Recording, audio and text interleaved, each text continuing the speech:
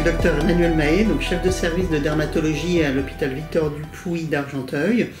Le service de dermatologie, ce sont 17 lits d'hospitalisation, 7 médecins plein temps, de l'activité d'hôpital de jour et de consultation. La télédermatologie, on en fait tous en dermatologie de façon informelle depuis qu'il y a Internet, grosso modo.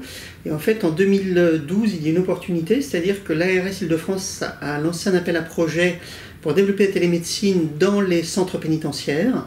Et donc moi je travaille depuis plus de 10 ans avec le centre pénitentiaire de Bois d'Arcy et avec la maison d'arrêt pour femmes de Versailles.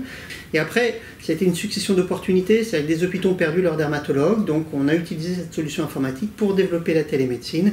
Et actuellement ça fait boule de neige puisque c'est en train de se développer de façon très rapide. La télédermatologie, nous on s'appuie sur la téléexpertise.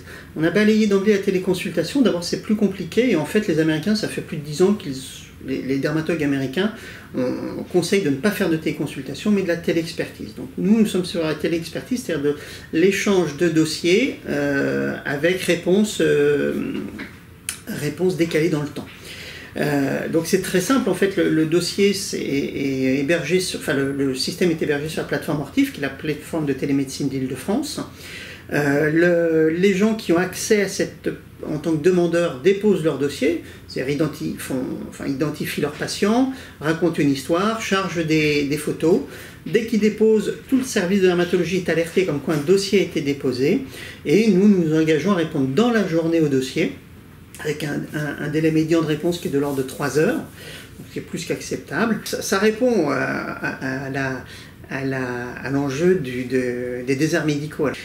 Autre point, c'est que depuis une quinzaine d'années, dans le Val d'Oise, donc l'Argenteuil est dans le Val d'Oise, il n'y a pas eu d'installation de dermatologues, alors que chaque année, 1, 2, 3 dermatologues partent à la retraite. Donc il y a un vrai désert dermatologique dans le secteur, et donc ça répond totalement pour les centres pénitentiaires qui n'ont pas de dermatologue, pour les hôpitaux qui soit ne trouvent plus de dermatologue pour faire 1 ou 2 vacations par semaine, ou n'ont pas de surspécialité non plus, parce que la dermatologie pédiatrique est un peu un parent pauvre de la dermatologie.